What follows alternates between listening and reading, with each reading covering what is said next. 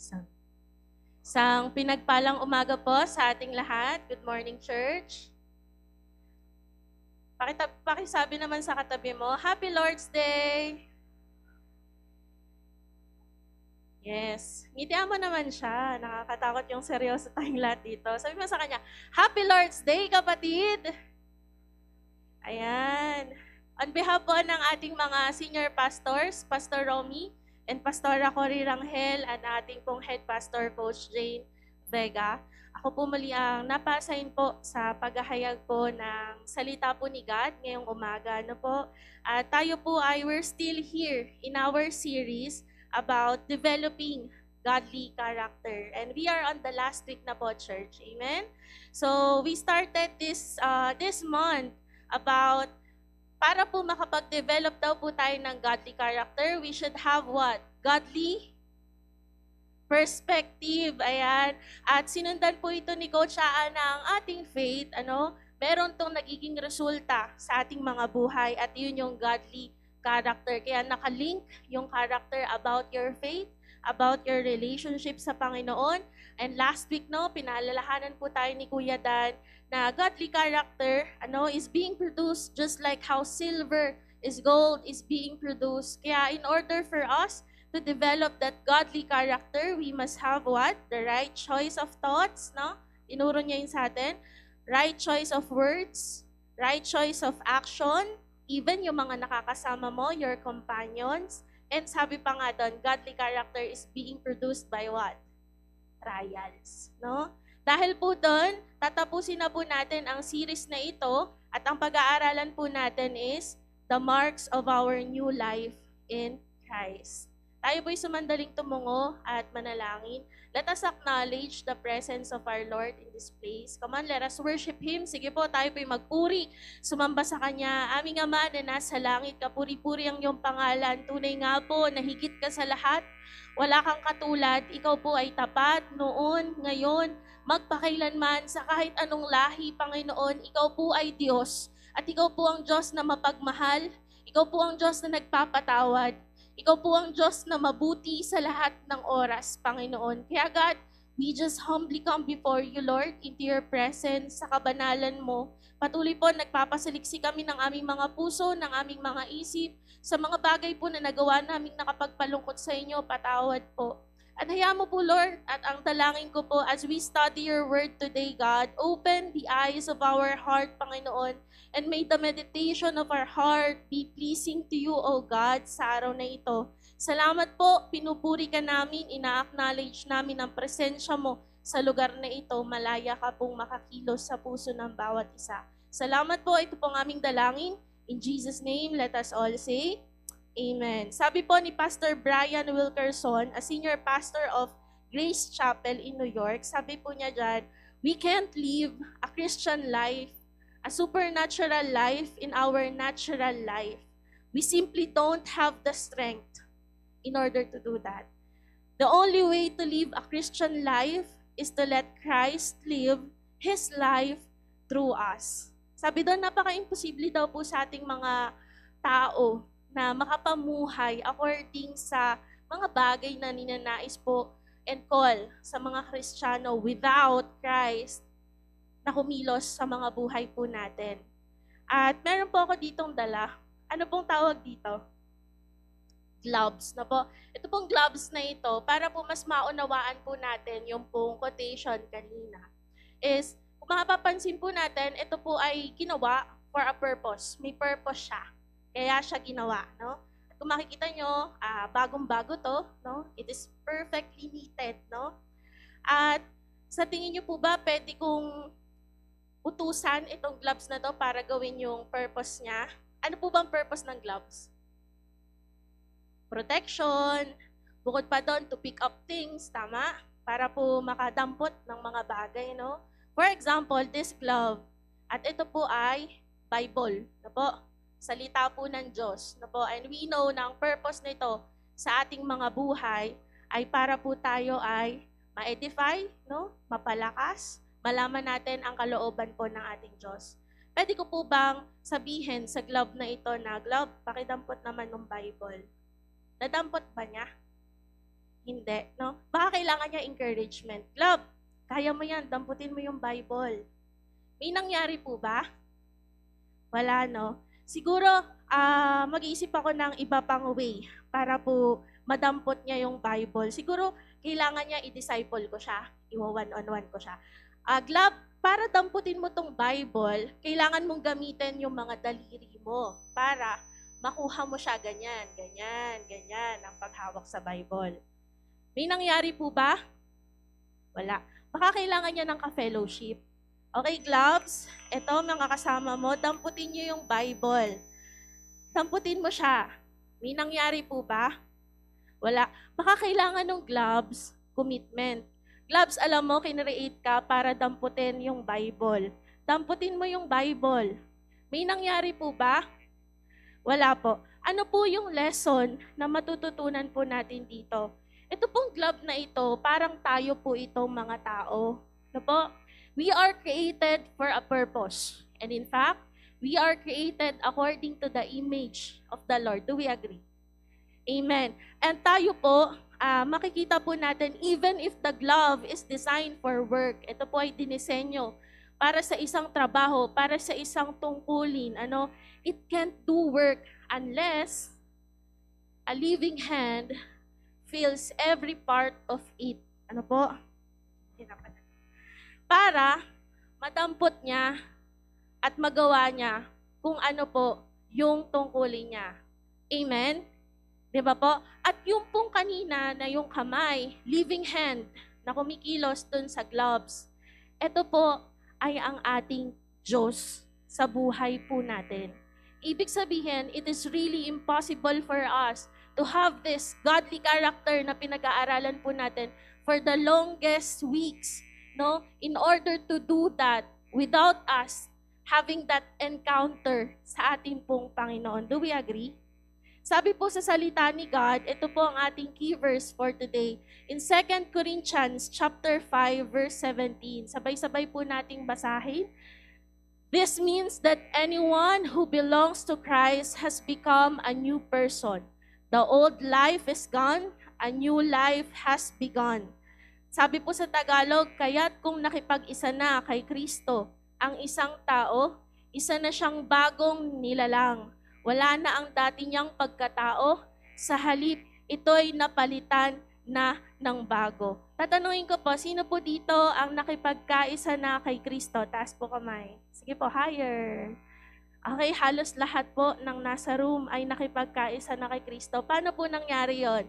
It is when you accepted Jesus as your Lord and personal Savior. Tama po? Mula po noon ay nagkaroon ka na ng pagkakaisa, ng relasyon sa ating pong Panginoon. Bukod po sa buhay na walang hanggan, na ini-offer ni God mula nung tanggapin mo siya as your Lord and personal Savior, ano yung nagkaroon ka pa? Ikaw ay naging anak niya. Sabi po yun, di ba? Isa yun sa mga pangako niya. Bukod sa buhay na walang hanggan, ikaw ay nagkaroon ng relasyon sa kanya, ikaw ay kanyang naging anak. Sa John chapter 1 verse 12. Ano po? At makikita po natin na tayo bilang mga anak niya, ngayon po tayo ay malaya na nakakalapit sa banal na trono niya. Nakakapanalangin, nakakatawag sa kanya, Abba Father, aking amang nasa langit. At nagkaroon tayo ng relasyon ngayon sa Kanya. Amen? At ngayon po, ang gusto ko pong i-focus natin doon, bukod doon sa mga bagay na yun, nakatanggap din tayo ng mga pangako ng Diyos, and bukod doon ay natanggap din natin ang Espiritu ng Diyos sa mga buhay po natin. Amen? Kaya nga nandyan si Holy Spirit, na po, our counselor. Diba? Siya yung nag-comfort sa atin. Siya yung nagbibigay sa atin ng joy, ng peace, no? And even sa mga decision natin, sa pagising pa lang sa umaga, babangon ka ba para damputin yung Bible mo or tutulog ka pa ulit? Diba? Andyan yung small voice na nagre-remind sa'yo. Ano po? Pero gusto ko pong nabigyang pansin po dito yung pagkakaroon po natin ng relasyon po sa Diyos. Sabi po dito, one way to be confident of our relationship with Christ is to see tangible evidence. Sabi po yun ni Coach Aan, di ba, last time, na merong ebidensya ang isang taong merong relasyon sa Diyos. Di ba po? And that evidence is at transformed life. Sabi mo nga, transformed life. Yan po ang ebidensya na ang isang tao ay merong relasyon sa Diyos. Meron pong nababago sa buhay niya. Sabi nga, 'di ba? Anyone who is in Christ, he is a new creation. The old has gone, the new is here, 'di ba? Nagkakaroon po ng pagbabago, nagkakaroon po ng transformation kapag ang isang tao ay nakipagkaisa na kay Kristo. Ngayon po, dalawang bagay lang po ang aking i-share sa araw pong ito. Dalawang marka na ang isang tao ay may bagong buhay na kay Kristo. Unang marka na makikita daw po sa isang taong may relasyon sa Diyos is obedience. Sabi mga sa tabi mo, obedience. Obedience. At alam niyo po ba na ang word na obedience or obey ay napakaraming beses pong sinabi sa salita po niya. In the Old Testament, in the New Testament, napakaraming Bible verses po na nagsasabi about obey, pagsunod. At isa na lang po dito from the Old Testament, yung sinasabi po sa Leviticus chapter 18, verse 4. Pakibasa nga po. You must obey all my regulations and be careful to obey my decrees. For I am the Lord your God. Ano po? Sabi dyan, you must. Ibig sabihin, dapat mo talaga siyang gawin. Ang sumunod sa mga utos, ni God. At sabi doon, carefully, no? And be carefully obey yung mga utos niya. Ano po? In the Old Testament yan. Sabi naman sa New Testament, in Matthew chapter 7, verse 21, not everyone who calls out to me, Lord, Lord, will enter the kingdom of heaven. Only those who actually do the will of my Father in heaven will enter. May gagawin pa rin, no? Pero, it doesn't mean na ito yung dahilan kaya ka makakapasok sa langit. Tandaan niyo po yung sinabi ni Coach Aan last week, no? Ito ay evidence, ito ay nakikita sa buhay ng isang taong may relasyon po sa Diyos, sa buhay ng isang taong merong salvation, sa buhay ng isang taong iniligtas ni Kristo. Na may gagawin ka, sabi doon, but those who actually do is an action word, di ba? Meron kang gagawin, no? The will of my Father. Susundin mo ang kalooban ng ating pong Diyos. Ano po? At yun po yung sinasabi ng salita ni God na about sa pagsunod, no? At ano po yung mapapansin natin dito? God really wants to see His followers to obey Him, no? Lagi po nating tatandaan, nung tanggapin po natin si Jesus bilang ating Panginoon at tagapagligtas, hindi lang siya tagapagligtas, siya ay Panginoon din. Ibig sabihin, siya ay ating Master. Siya po yung masusunod. Kaya nga, we call ourselves church as followers of Christ. Ano pong Tagalog ng followers? Tagasunod. So, ibig sabihin, ang trabaho po natin ay sundin ang anumang iutos po sa atin ng ating pong Diyos. Ano po? May tanong po ako. Is it easy to obey God? Yung totoo. Is it easy to obey God? Hindi, di ba? Hindi. Maaring marami ang magsasabi na hindi madali ang sumunod sa Diyos, di ba? For example na lang, di ba, sabi ni Jesus, if anyone wants to be my disciple, he needs, anong kailangan niyang gawin? Deny himself, no? Madali bang i-deny ang sarili mo? Ito pong week na ito, tayo po ay nagkaroon ng call ang church sa 7 days prayer and fasting. And in fact, ito po ay kalaki po nun yung pagde-deny ng sarili mo. Kung ang conviction sa'yo ni God at ang commitment mo kay God is normal fasting, anong i-deny mo? Yung pagkain mo ng solid food. Diba? Lalo na ang hirap nun sa akin na mahilig sa pagkain. Diba? Na i-deny ko yung gusto ko na dapat ngayong umaga ako yung nagkakape. Ngayong tanghali ako yung order na sa Foodpanda. No? I-deny mo yung, natatawa kayo, nakaka-relate ba kayo? Pero yun yung na-experience ko. Mahirap yun, na i-deny mo yung sarili mo in order to follow that. Kasi, alam niyo po, prayer and fasting is one of commands din naman ni Jesus, di ba? Meron po siyang encounter na sinasabi niya na yung pagpapaalis ng masamang espiritu, kailangan yan, panalangin, pag-aayuno, no? Na doon makikita po natin na it is not really easy to deny ourselves. No? yung mga gusto mo, isurrender sa Panginoon. Ano pa yung sunod doon? Take up your cross daily. No? Ano ibig sabihin nun, Kim? Hanap ako sa hardware ng malaking kahoy, gagawin kong cross, lagi ko siyang bubuhatin. Di para ka na nag-gym nun everyday. No. Sabi po sa amin ni Pastor Romy ng discipleship, taking up your cross daily is your devotion to the Lord. Daily. Kamusta yung devotion mo sa Panginoon? Daily. No? Nakakausap mo ba siya? Daily. No? At isa po yung part sa pagsunod po sa Kanya, taking up your cross daily. At anong sunod doon? Follow me. What if God ask you, kwento mo naman yung magagandang ginawa ko sa'yo, dyan sa kapitbahay nyo, dyan sa asawa mo, dyan sa pamilya mo, dyan sa kaklase mo, o kaya naman yung mga katrabaho mo. Diba? Sometimes, hindi natin yun magawa, nahihirapan tayo. Ano po? At ano po yung makikita natin dito? Paano yun, King? Paano yun? Ang hirap ng sumunod, no? Sabi po ni Pastor Peter Tanchi, that is why it is so important that in order to obey God, para daw po masunod natin si God, ito po yung napakahalagang bagay na dapat ay magkaroon po tayo. We must know who God is in the first place. Na in order for us to obey the Lord, we need to know who God is. Nakilala mo ang Diyos na sinusunod mo, na susundan mo.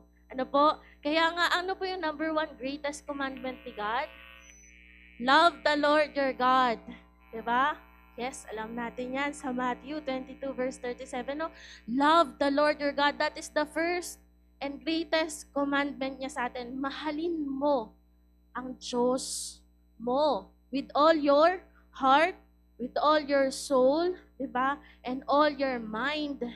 No po? Na doon pinapakita po sa atin na napakahalaga that we love the Lord. Kilala natin ang Diyos, no? Na talagang meron tayong relasyon sa Kanya. Bukod doon, syempre, pag may relasyon ka sa Kanya, di ba, kinikilala mo siya, kinakausap mo siya, you are walking with Him, no?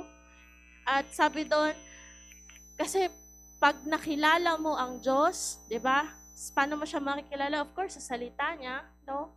Pag nalaman mo that God is good, siya ay mabuting Diyos, na wala siyang ibang gusto kundi para sa ikabubuti mo, yung best para sa'yo, yung gusto niya. At you can always hold on sa mga pangako niya, mapagkakatiwalaan kasi yung pangako niya, diba, hindi ka na mahihirapang sumunod kasi kilala mo siya. Paano yon? Paano natin gagawin yon para hindi ka mahirapan sumunod? Number 1, ang kailangan mong gawin, know God through God's Word. Kilalanin mo siya sa pamagitan ng salita niya. Lagi ko po itong sasabihin sa bawat isa kapag po ito po talaga ay napakahalagang bagay sa ating mga Christians, no? Sino po dito followers ni Christ? Taas po kamay. Sige po, taas po natin kamay natin. We are the followers of Christ, no? And we are claiming na tayo po ay mga anak din niya, no? And it is really important for us to have His words every day sa mga buhay po natin. Napakahalaga po, sabi nga in 1 John chapter 2 verses 3 to 4, and we can be sure that we know Him if we obey His commandments. Hindi mo alam kung ano yung susundin mo unless malaman mo yon, tama? So, paano mo malalaman kung ano yung commandment ni God? You turn to God's Word, no? If someone claims, I know God, but doesn't obey God's commandments, that person is a liar and not living in the truth. Ito po yung kalalagayan natin.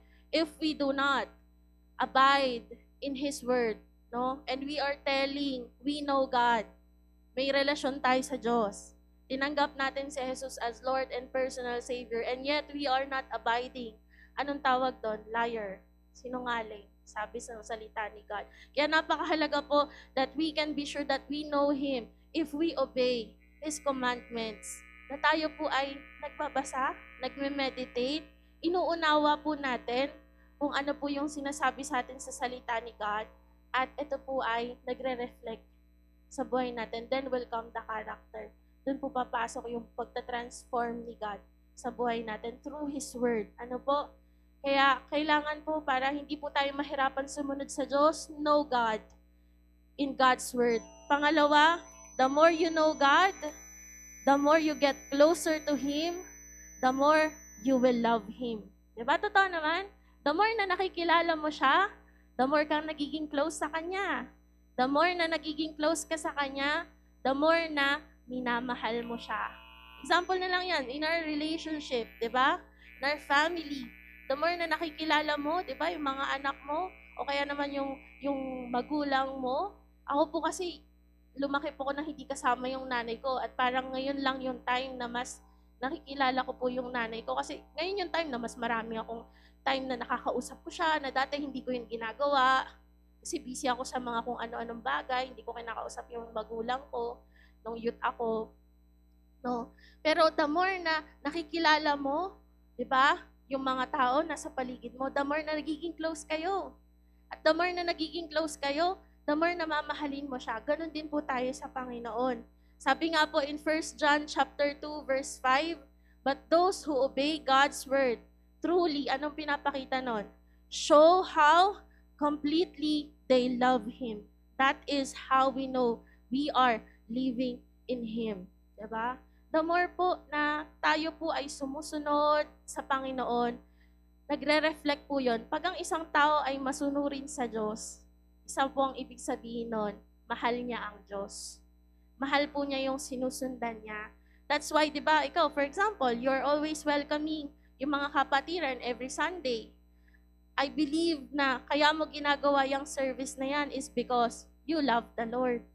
Resulta yan ng pagmamahal mo sa Diyos. Kaya ka nandyan sa Sunday Crew Ministry. No? Resulta yan ng pagmamahal mo sa Diyos. Kaya ka naglilingkod sa Diyos. No? Na hindi mo siya ginagawa dahil kailangan duty to. Kailangan nandito ako. Sana yung maging mindset natin why we are serving the Lord is because we love the Lord. Amen? Kasi sabi doon, no? But those who obey God's word truly show how completely they love Him.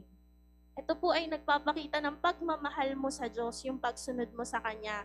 And bukod dito sa pagmamahal mo sa Diyos, in order for you, para hindi ka mahirapang sumunod, anong kailangan mo gawin?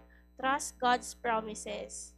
Kaya babalik pa ikot-ikot po itong tatlong to eh. Paano ka makakapagtiwala sa pangako ni God kung hindi mo alam yung salita niya? Eh nasa salita niya yung pangako niya.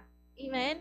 Sabi po dito, most of the time, kapag po si God ay may iniutos, palaging meron siyang pangakong kasunod.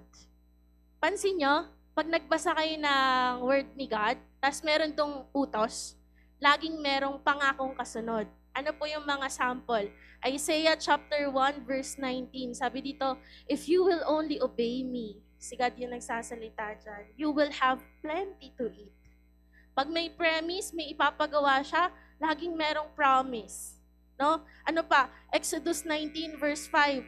Now if you will obey me and keep my covenant, you will be my own special treasure from among all the peoples on the earth. For all the earth belongs to me. No? Dito, if you will obey me and keep my covenant, you will be. Ito yung mangyayari sa'yo pag sumunod ka sa akin. Meron akong pangako. Ano pa?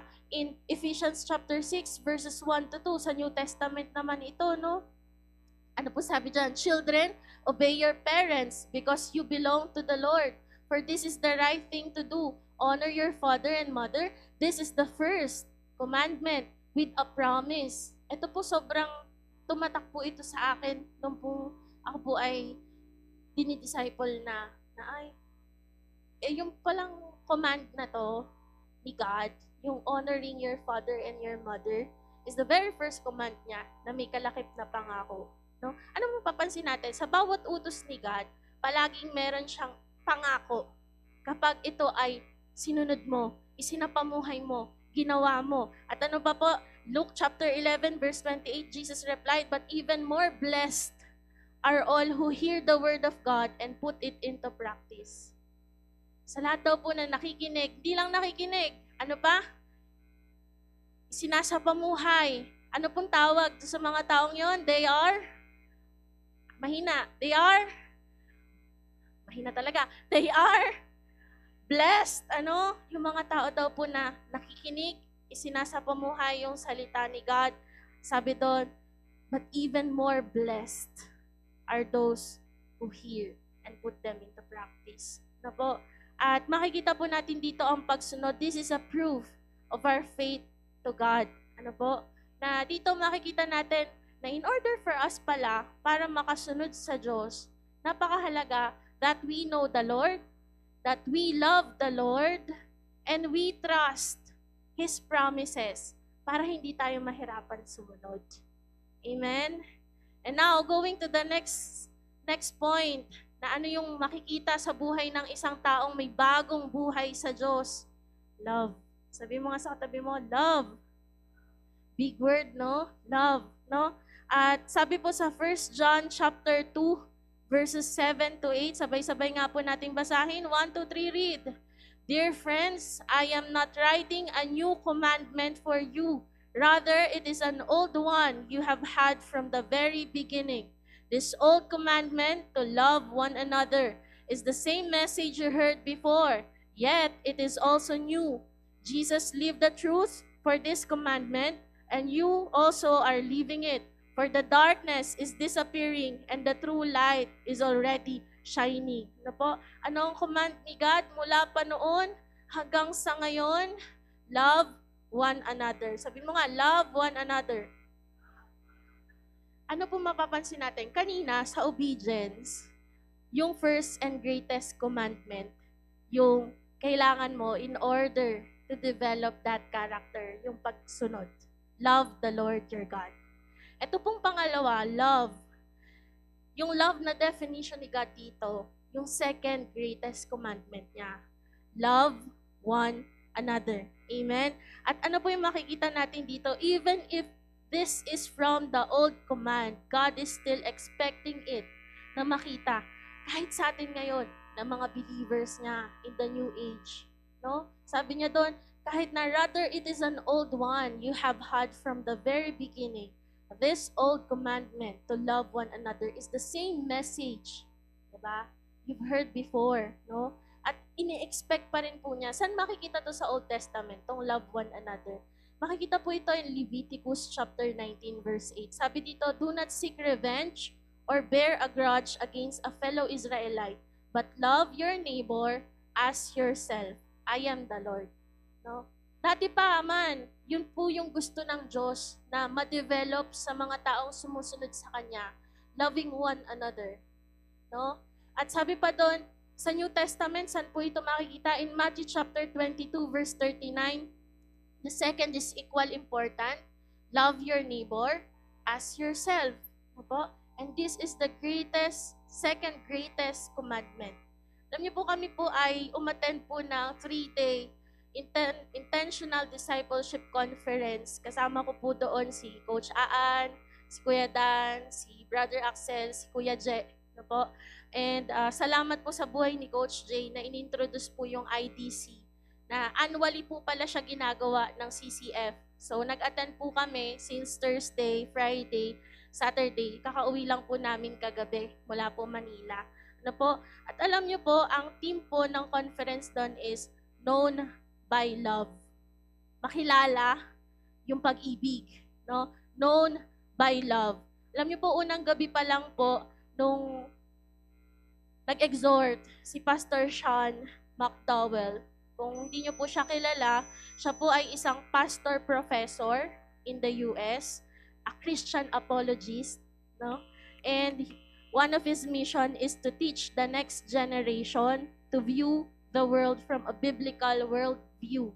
No? Talagang expose siya sa mga next generation, sa mga young generation. And by the way, he is a YouTuber siya. Meron po siyang 217,000 followers. No? At ang mga content niya doon, nakikipag-usap siya sa iba't ibang mga tao at nagpapatotoo siya sa belief niya about kay God. No? At doon, tinanong niya kami, 12,000 mahigit na participants doon sa conference. At ito yung nag-strike sa akin unang gabi pa lang. Sabi niya doon, when people are hurting, do they turn to you? Yun yung una niyang tanong. When people are hurting, lumalapit ba sila sa'yo? Pag sila ay may pinagdadaanan, pag ang buhay nila upside down, pag sila'y nasasaktan, lumalapit ba sila sa'yo? And that really struck me. Sa trabaho, oo. Pero may mga aspeto ng buhay ko pinakita ni God at pinakita niya kung sino ako. Alam niyo po, sabi doon survey sa Amerika, people describe Christians as hypocrite, judgmental, homophobic, harsh, righteous, correcting us always. Sa Amerika po ito. Pag daw po narinig nila ang word na Christian, yan daw po ang sinasabi ng mga tao doon. Ngayon, dito po sa atin, kung magpapasurvey po kaya tayo sa mga barangay natin, tanongin natin mga kapitbahay natin, pag narinig mo yung word na Christian, ano kaya ang papasok sa isip mo? Ano kaya yung magiging sagot nila about us? Na po, alam nyo po, sa totoo lang, hindi po ito yung original content. Ito pong outline ko a weeks before. Pero nung pong gabing yon, I cried out to the Lord. Humingi po akong tulong sa Lord at nagsorry ako sa Lord. Kasi inaamin ko, not all people come to me kapag sila ay hurting, kapag sila ay may pinagdadaanan. Kasi baka siguro ma-judge ko sila. Kasi baka siguro laging nakikita lang nila, kinokorek ko sila. At dito sabi doon, loving one another. This is the second and greatest commandment of God na dapat makita sa buhay ng mga Kristiyano sa atin. Itanong mo sa sarili mo, when people are hurting, do they come to you? Lumalapit pa sila sa'yo para ipag-pray mo sila? Para humingi ng payo sa'yo? Para makinig ka sa kanila? Nakikita ba nila yung love ni God sa'yo? Kilala ka ba sa pamagitan ng love ni God sa buhay mo? Alam niyo po yung definition ni God about loving others? Sabi po sa Mark chapter 2, verses 15 to 17. Sige po, basahin po natin. Later, Jesus and his disciples were having dinner at Levi's house. Many tax collectors and other sinners had become followers of Jesus, and they were also guests at the dinner. Some of the teachers of the law of Moses were Pharisees, and they saw Jesus eating with sinners and tax collectors. So they asked his disciples, "Why does he eat with tax collectors and sinners?" Jesus heard them and answered, "Healthy people don't need a doctor, but sick people do. I didn't come to invite good people to be my followers. I came to invite sinners." Kilala niyo po si Levi? Si Levi po, mas kilala siya sa pangalang Matthew. Si Matthew, isa sa 12 disciples ni Jesus, yung tax collector. At alam niyo po, lagi ko lang din po ito naririnig noon na ang tax collector, makasalanan ng panahon na yon. Pero alam niyo, may mas malalim na kahulugan po pala bakit sila tinitingnan na isolated people or makasalanan ng panahon na yon. Kasi tax collector, they collect tax for the government. And ang government po noon is the Roman. Diba? At ino-oppress nila ang mga Hudyo. Na itong mga tax collector ay mga Hudyo. Kung tutuusin, parang mas masama pa sila, di ba? Parang tinatraitor nila yung sarili nilang lahi. No? Kaya siguro naging controversial to. Na bakit yung si Jesus nakikikain kasama yung mga tax collectors and sinners?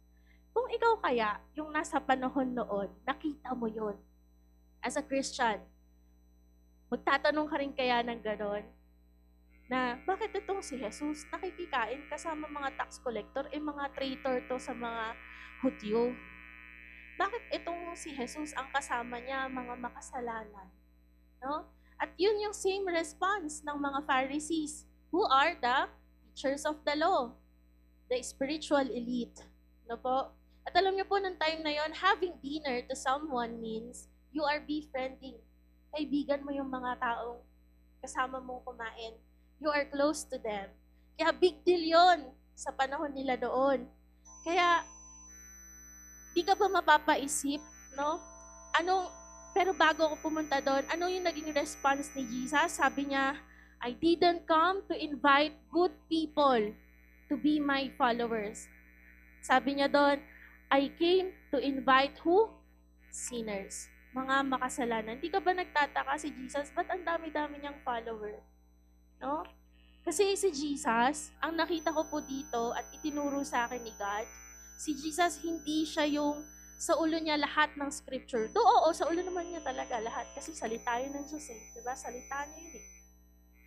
Hindi siya kilala bilang sa ulo niya buong Bible. Lahat ng scripture. But Jesus was known by His love towards the sinners. Ito mga sinners, alam naman nila yung kalalagayan nila eh. Alam nila yung sitwasyon nila eh. Kaya siguro they're humble enough na talagang kailangan nila ang Savior. Kailangan nila si Jesus sa buhay nila. Kaya sila sama ng sama, sunod ng sunod sa Panginoong Jesus. No? Na dito makikita natin na kaya lapitin ng tao si Jesus kasi nakikita ng mga tao yung love mismo sa Kanya. No po? Now, going back to the question, if someone is hurting or life's world is upside down, sa'yo ba sila lumalapit kasi they know you'll pray for them, you'll care for them, and you will be there for them. No?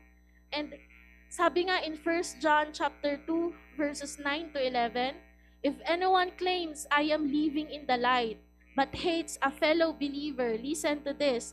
If anyone claims I am living in the light but hates a fellow believer, that person is still living in darkness. Anyone who loves a fellow believer is living in the light and does not cause others to stumble. But anyone who hates a fellow believer is still living and walking in darkness. Such a person does not know the way to go, having been blinded by the darkness. Church, the second evidence, the second proof that you have a new life in Christ is that does Christ's love reflect the way how you speak to people? Paano mo sila kausapin? Paano mo sila pagsalitaan? Paano ka mag-isip sa kanila? Kapag ba nakatalikod sila, ano yung sinasabi mo sa kanila? O kaya kapag nakaharap ka sa kanila, ano yung sinasabi mo sa kanila? And does Christ's love reflect on how you treat them? On how you treat others? Yung others na sinasabi ko dito, either believer or non-believer. No? Kaya nga sobrang impact sa akin yung question na kapag may isang hurting, sa'yo ba sila lumalapit?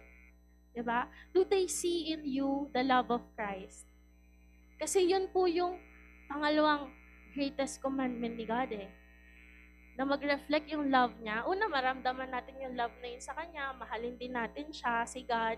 Pangalawa, mag-reflect yun, mag-overflow po yun sa buhay natin. Makita po ng ibang tao para kahit di ka na magtanong na sigurado ka pa na sa langit ka pupunta sakaling mamatay ka ngayon. Diba? Kahit di ka na magtanong ng ganun sa kanila eh. Makikita nila that the love of Christ, yung ginagawa ng Diyos sa buhay mo. Diba? Kaya nga, diba ngayon, pag nag-share po tayo, ano na ikinikwento mo? Yung patotoo, yung ginawa ng Diyos sa buhay mo. Sino ka noon? Sino ka ngayon? Nung matagpuan ka ng Panginoon. Diba? At nung tanggapin mo siya, ano nangyari sa buhay mo. At kung hindi mo siya tinanggap, ano kayang mangyayari sa'yo? Diba? Ganon natin ikwento ngayon ang magandang balita ng Diyos eh. Sa bahay nyo, if people are hurting, do they come to you? Sa kapitbahay nyo, diba? Ito po yung pangalawang proof daw, sabi ng salita ni God, na kailangan nating makita sa buhay natin of having a new life in Him. Posible po ba itong mangyari? Yes, posible po. Kasi nung tanggapin mo si Jesus bilang Panginoon at sariling tagapagligtas mo, di ba? Nanahan sa'yo ang Espiritu ng Diyos. Amen? Mahina. Amen? Do we believe in that? Amen. Sabi nga po in Galatians chapter 5 verses 22 to 24, but the Spirit produces what? Love. Kaya kauna-unahan dyan talaga love. Kasi automatic kapag meron ka nitong pag-ibig, madali to, yung joy, peace, patience, kindness, goodness, faithfulness, humility, and self-control. There is no law against such things as this. And those who belong to Christ Jesus have put to death their human nature with all its passions and desires. No? Magandang basahin natin itong kadugtong eh. And those who belong to Christ Jesus have put to death their human nature. Yung dating buhay nila, wala na yun. With all its passions and desires. Dahil nung na-encounter nila, ang Panginoon, nagkaroon ng panibagong pagkakataon, buhay. No? At ang Espiritu ng Diyos ay nananahan na sa'yo nung tanggapin mo siya as your Lord and personal Savior. Kasi yan po, sa totoo lang po, if we're going to summarize yung message po ngayon, simple lang naman po ang message niya, yung greatest commandment niya. Una, para ma-develop mo tong godly character na pinag-aaralan po natin, mahalin mo si God. Kilalanin mo si God. No? Alamin mo kung ano yung mga pangako niya, magtiwala ka dun sa mga pangako niya. Pangalawa, love other people as you love yourself. The second greatest commandment. Ano po? At sabi nga po, the problem nga lang is this. Sabi nga, yun yung greatest commandment, yung law, di ba? Human fails to obey the law, di ba? We fail to obey yung mga utos sometimes. Dahil nga, tayo po ay merong makasanalang nature, no? Remember yung nangyari po kay Adam and Eve, di ba? Kay Moses sa 10 Commandments, di naman po masunod natin lahat yung 10 Commandments na yon. That is why babalikan ko po yung illustration kanina at yung sinabi ni Pastor Brian that we can't live a Christian life, a supernatural life. In a natural life, we simply don't have the strength kasi hindi natin kayang baguhin yung sarili natin ng sarili lang natin talaga eh. Kailangan natin, the only way to live a Christian life is to let Christ live. I-allow mo si God na maging Lord mo talaga. I-allow mo si Christ na maging Panginoon ng buhay mo. Ibigay mo na sa Kanya yung manibela, yung pag-drive ng buhay mo. I-surrender mo sa Kanya yon. In order, para magkaroon ka ng breakthrough at mangyari itong bagay na ito. Diba? At sabi doon, the only way to live a Christian life is to let Christ live in His life through us. Ano? Kaya nga kailangan natin yung grace ni God eh. Diba? Nangyari ito dahil sa biyaya ng Diyos. Nung alam naman ni God na hindi natin kayang i-save yung sarili natin. Kaya nga niya pinadala si Jesus eh. Na siya, yung binigay niya yung sarili niya para sa'yo, para sa akin, dahil sobra-sobra yung pagmamahal niya sa'yo. No? At may naparusahan pa rin siya. Siya yung tumanggap ng parusang dapat tayo yung tatanggap, no? Kaya ano po yung sabi sa Titus chapter 2 verses 11 to 12? Basahin po natin. For the grace of God has been revealed, bringing salvation to all people, and we are instructed to turn from godless living and sinful pleasures. We should live in this evil world with wisdom, righteousness, and devotion to God. Ano daw po yung dapat nating gawin habang namumuhay dito sa mundong to? Magkaroon tayo ng wisdom, righteousness, and devotion to God. Diba? Papasok pa rin yung pagmamahal mo sa Diyos, devotion mo sa Kanya, diba? Wisdom, nagmumula yun sa Panginoon, sa Spiritong nananahan sa'yo. At yung righteousness, we became righteous because of Jesus. Di naman talaga tayo righteous eh. Pero dahil sa grace ng Panginoon, we become righteous because of the blood of Jesus. Amen? And if we will continue in verses 13 to 14, while we look forward, ba't natin gagawin ang mga bagay na to? We read, while we look forward with hope to that wonderful day when the glory of our great God and Savior Jesus will be revealed. He gave His life to free us from every kind of sin, to cleanse us, and to make us His very own people, totally committed to doing good deeds. See? Papasok yung good deeds dahil nung nagkaroon ka ng relasyon sa Diyos, yun yung magiging evidence noon. Yun yung makikita sa buhay mo. Ita-transform ka niya. Kaya let God, allow God to transform you. Surrender to God. Kung lahat naman po tayo kahit naman ako, di ba, sinasabi ko po sa inyo, nung pinag-aaralan ko po to, pinakita ni God kung sino ako at kung ano yung kalalagayan ko sa Kanya. Dito sa 2 puntos lang na to, for sure, naniniwala ako na nanungusap din si God sa'yo. It's either sa pagsunod o sa pagmamahal sa kapwa. Sa pagmamahal sa Diyos o sa pagmamahal sa kapwa. Which, alin doon, yung nag-fail ka, come to God.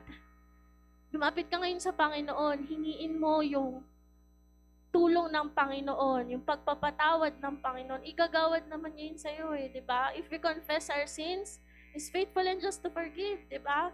At sabi naman doon, di ba, makikita natin na dahil dito, God is really expecting us to possess these godly characters. Hingin mo sa Lord, Lord, tulungan mo naman ako. Gusto ko din naman mangyari sa akin yun, makita rin to sa buhay ko. Bilang anak mo, di ba? Na hingin natin sa Diyos, kung nahihirapan kang mahalin si God, nahihirapan kang magbasa ng salita niya, at mag-meditate, at isa pa mo, hingin natin yung tulong ni God para magawa natin yon. It is the Spirit of God that is working within us. Kahit na tayo po ay created for a work, hingin natin yung tulong po ng Panginoon. Hingin po natin na kumilos si God sa mga buhay natin. Nahihirapan kang mahalin yung kapwa mo, hingin mo yung tulong ni God na sabi nga kanina sa kanta, break my heart for what breaks yours, Lord. Hingin mo yung passion na yon sa Panginoon. And this is the time na pwede po natin na hingin yon sa Panginoon. Amen? Kung isa ka din, church, sa mga kagaya ko na nahihirapan gawin itong dalawang bagay na to, I invite you to stand up. Sige po, tayo po ay aawit at mananalangin po sa ating Panginoon. Tinatawagan ko po ang worship team.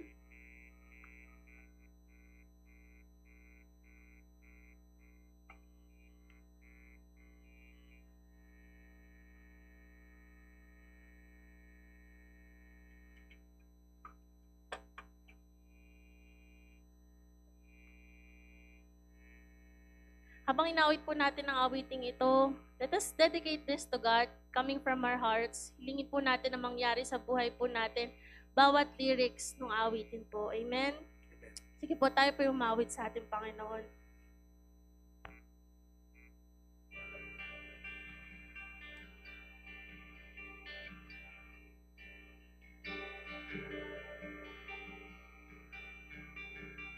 Come on, we invite everyone to raise their hands. Come on, gaya ng mensahe kanina, we want to love, we want to obey God in His Lordship sa ating mga buhay. Yes, Lord, Panginoon, we commit our lives to you, God. We commit our obedience, our love to you alone, Lord. We want to build our life in you, Jesus. That's why we sing.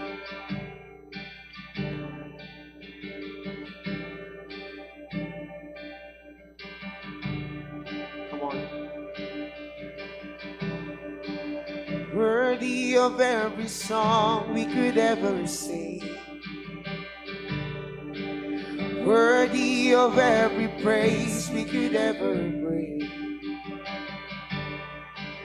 worthy of every breath we could ever breathe. We live for you, oh, we live for you. We sing Jesus. Jesus, the name above every other name. Jesus, the only one you could ever save. Worthy of every breath we could ever breathe. We live for you. Oh, we live for you. We sing holy, holy. There is no one like you. There is none beside you.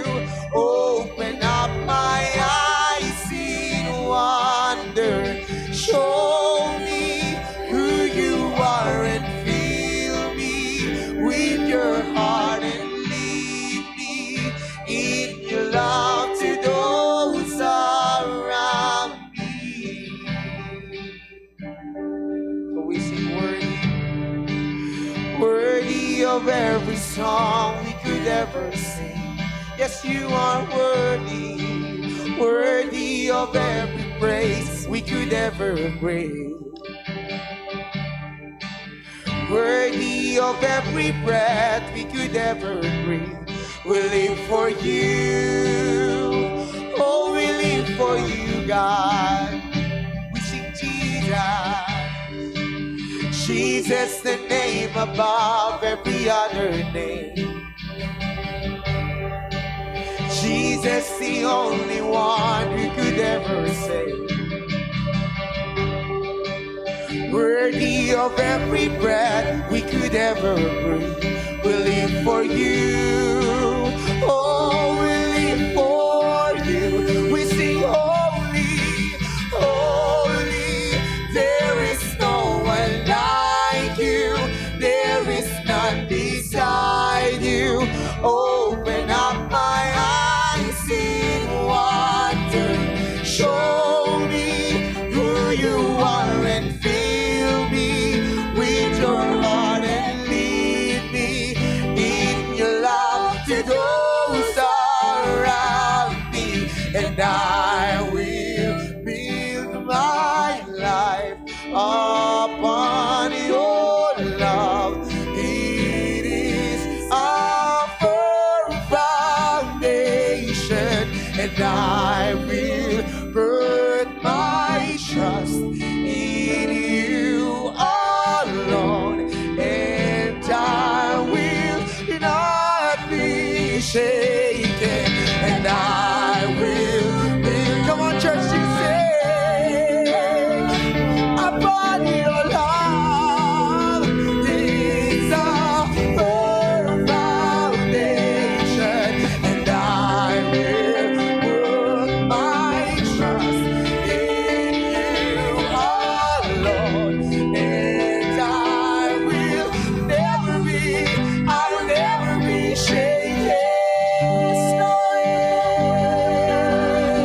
We will never be shaken because we put our trust in you, the rock of our salvation.